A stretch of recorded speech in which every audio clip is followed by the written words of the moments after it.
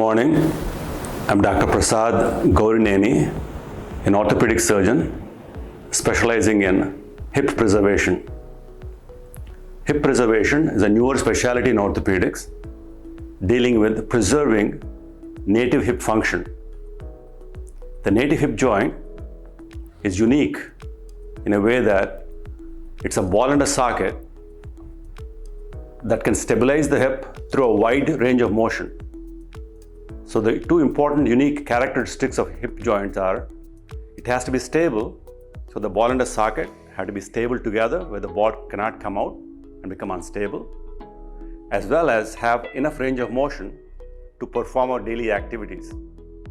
These include sitting, standing, squatting, and sports activities that require a lot of motion without making the hip unstable. Because of these unique characteristics, hip joint has problems that are not common in other joints. The first problem is instability, like I said, where the socket may not be deep enough and the ball may slip out of the socket, called dysplasia, that will cause pain and arthritis at a young age. The second unique problem in the hip is impingement, where the range of motion is not adequate in one or more directions, causing pain and arthritis. Hip joint sees other problems like trauma, infections, tumors, and other arthritis, just like any other joint. But the uniqueness is these two additional problems in the hip, again repeating, instability and impingement. Both these problems can be recognized if one has experience and training. Both these things are not obvious for a normal doctor to look at. The X-ray findings may be subtle, where you can miss both the dysplasia and impingement. And more importantly, impingement is not a radiographic diagnosis. You cannot diagnose impingement on X-rays. You have to examine the patient in more than one time. Careful examination is really important because you can make the diagnosis of hip pain and impingement with X-rays and MRI scan or any other investigation. That's why hip problems have to be dealt with specialists who have training and understanding of how to examine and diagnose the condition. Now coming to the treatment of hip problems, you can try non-operative care, but most of these problems will not go away with non-operative care, and timely intervention can preserve the hip for longer term and prevent arthritis and the need for hip replacement. Most of these problems start at a younger age in children and young adults, so it's important not to ignore hip problems at that age so that we can prevent a worsening of their problem. The reason hip preservation is newer is because the understanding is newer, where we understood how things happen in the hip, and there are newer treatment options, both arthroscopic, which is keyhole minor surgery, allowing quick recovery, as well as bigger surgeries. Sometimes when you cannot do the keyhole surgery, there are bigger surgical options called open hip preservation surgery. For example, you can dislocate a hip, pull the ball out of the socket safely, reshape, correct the problems, and put it back in, called surgical dislocation. There are osteotomies to realign the bones, again, both to make it stable as well as to prevent or correct impingement. Most doctors specialize in one or the other for the keyhole surgery or the open operation. But luckily, we are about 4 doctors at Amara Hospital.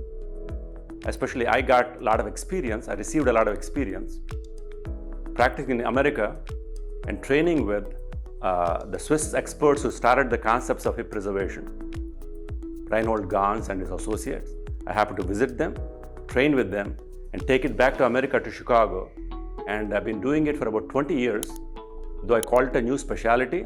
It is new for most orthopedic surgeons, but people who started about 20 years ago with this condition have accumulated a lot of experience and good results.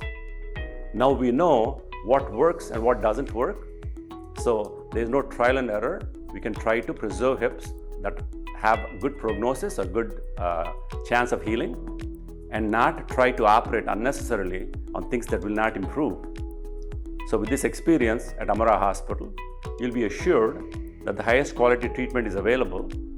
At the same time, we will not do anything unnecessary or anything that does not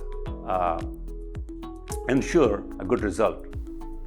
So like I mentioned, the surgery for hip preservation can be either a keyhole surgery, which is arthroscopic. A lot of problems we used to treat with open operations have become minimally invasive, less incisions with keyhole surgery.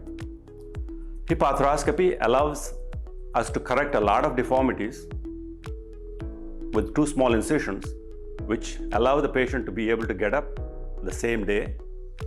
And a lot of times in America, they go back home on the same day. In some countries or some situations, it's okay to stay overnight, but the recovery is fast enough that they can bear full weight. Next day, go to physical therapy, ride an exercise bicycle, do some exercises, and then go home safely. So the advantage of keyhole surgery is quicker recovery and less pain, lasts only for a few days. Overall, the results are very encouraging, but like I said before, not all problems can be solved with the keyhole surgery. The open operations, again, they may look like a bigger operations based on the size of the incision, but the way they were designed to preserve muscles and retain function, the recovery of that operation also is not too bad. Most people can bear weight unless we do a major osteotomy.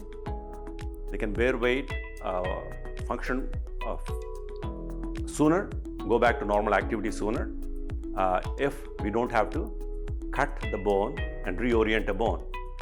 Now, the open osteotomies, they have become safer with more and more experience. Even those heal much quicker than they used to before.